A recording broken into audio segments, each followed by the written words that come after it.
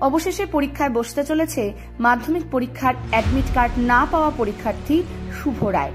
গতকাল আপনারা সংবাদ মাধ্যম দ্বারা জানতে পেরেছিলেন যে হলদিবাড়ি হাই স্কুলের ছাত্র শুভ রায় মাধ্যমিক পরীক্ষায় বসার অ্যাডমিট কার্ড না পাওয়ায় তার এবারে মাধ্যমিক পরীক্ষা প্রায় অনিশ্চয়তার মুখে পড়েছিল। শুধু শুভ নয়, জানা গিয়েছে সমগ্র পশ্চিমবঙ্গ জুড়ে কয়েকটি জেলার এমন বেশ কিছু পরীক্ষার্থী রয়েছে যারা এই সমস্যার মধ্যে পড়েছে।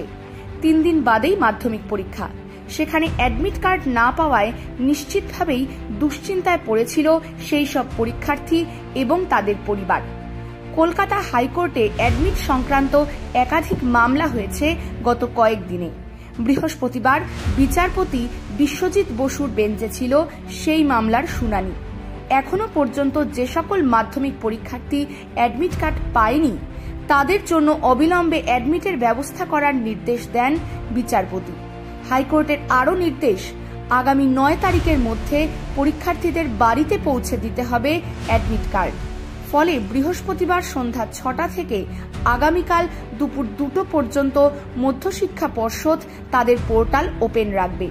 যে সকল পরীক্ষার্থী এখনও অ্যাডমিট কার্ড পায়নি তাদের জন্য সংশ্লিষ্ট স্কুলগুলি আবেদন জানাতে পারবে। ফলে শুভ রায়ের মতো যে সকল পরীক্ষার্থী এখনও অ্যাডমিট কার্ড পায়নি তারা মাধ্যমিক পরীক্ষা শুরুর আগেই অ্যাডমিট কার্ড পেয়ে যাবে বলে আশা করা হচ্ছে। আপনারা দেখছেন নর্থ বেঙ্গল সমাচার, উত্তরের বার্তা, সত্যের পথে।